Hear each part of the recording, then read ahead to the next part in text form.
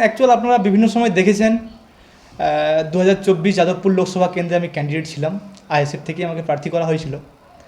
তো আমি প্রথমেই গেছিলাম অ্যাকচুয়াল আদর্শকেন্দ্রিক দল হিসেবে, যে দলটা আদর্শকেন্দ্রিক এবং বর্তমানের যে প্রতিবাদী যে একটা ভাব, সেই ভাবমূর্তি যে এগিয়ে এসেছিল তাতেই সামিল হওয়ার জন্যই কিন্তু এগিয়ে গেছিলাম। কিন্তু পরক্ষণে যখন দলের সঙ্গে মিশে গেলাম, একটা জিনিস দেখতে পেলাম কি, দলের আদর্শকেন্দ্রিক কোনো ব্যাপারটাই নেই, ব্যক্তিকেন্দ্রিক হয়ে গেছে। অর্থাৎ উদাহরণস্বরূপ যদি বলি, আমি ব্যক্তি আক্রমণ বিশ্বাসী নয়, তাও ব্যক্তিকেন্দ্রিক বলছি না, বাট কথা প্রসঙ্গে আসতে হয় তাই বলা।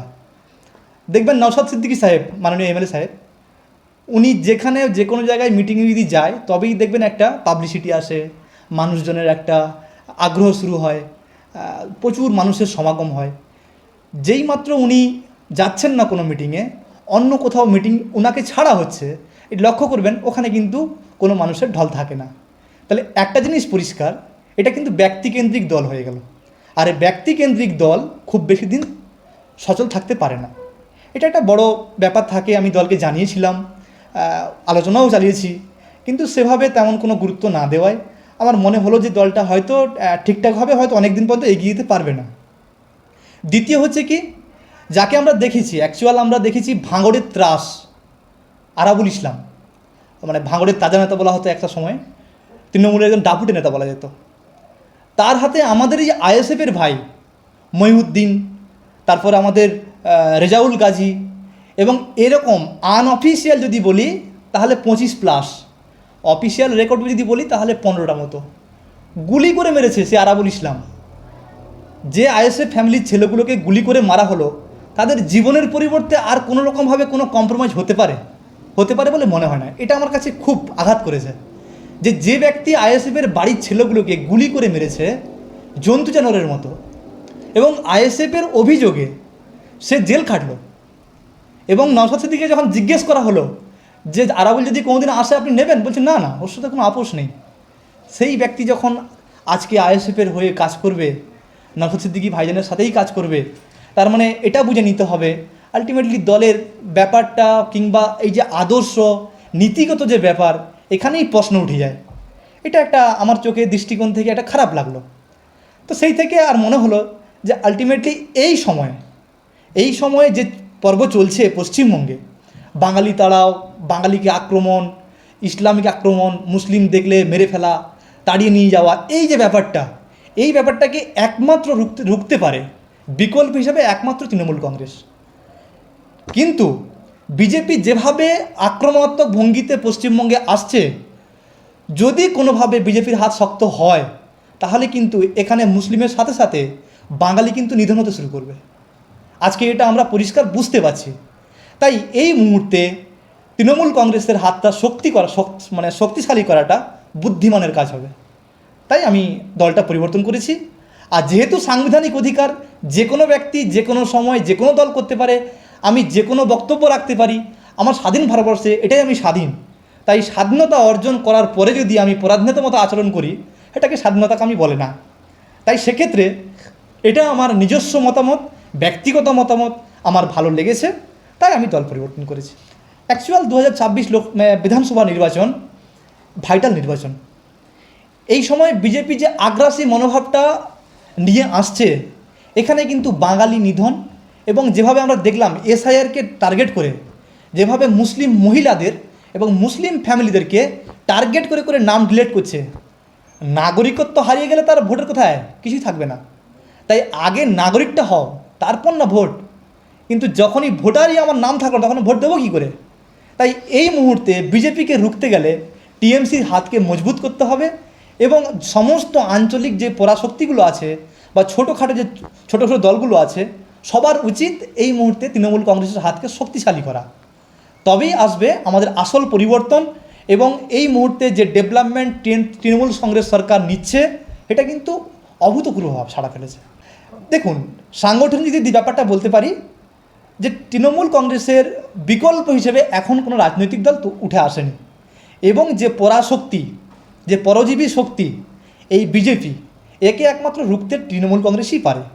এবং আমরা বিভিন্ন জায়গায় যাচ্ছি বা দেখছি, সাংগঠনিক দিক থেকে তৃণমূল কংগ্রেসের মতো পশ্চিমবঙ্গে আর বিকল্প কোনো দলই নেই।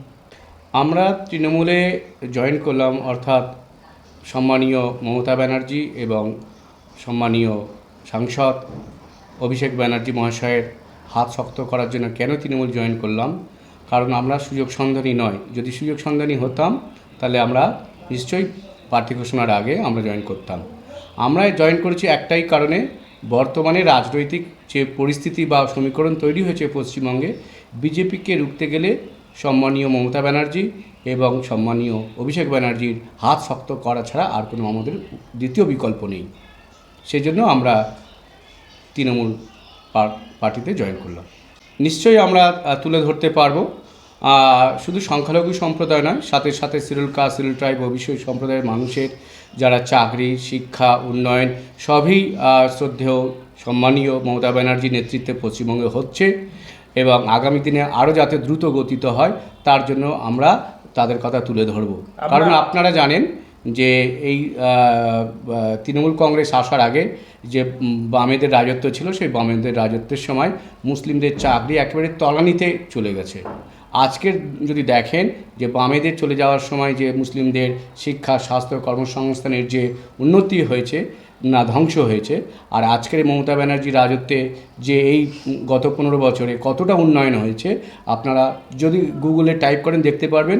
মুসলিমদের চাকরি ক্রমশ বৃদ্ধি পাচ্ছে। বামেদের আমলে যে চাকরি তলানিতে চলে গেছিলো, বামেরা যখন 1977 সালে যে জয়েন করেছিল, মুসলিমদের চাকরির পার্সেন্টেজে কমতে কমতে কমতে কমতে একেবারে 2.5-3% চলে গেছিলো।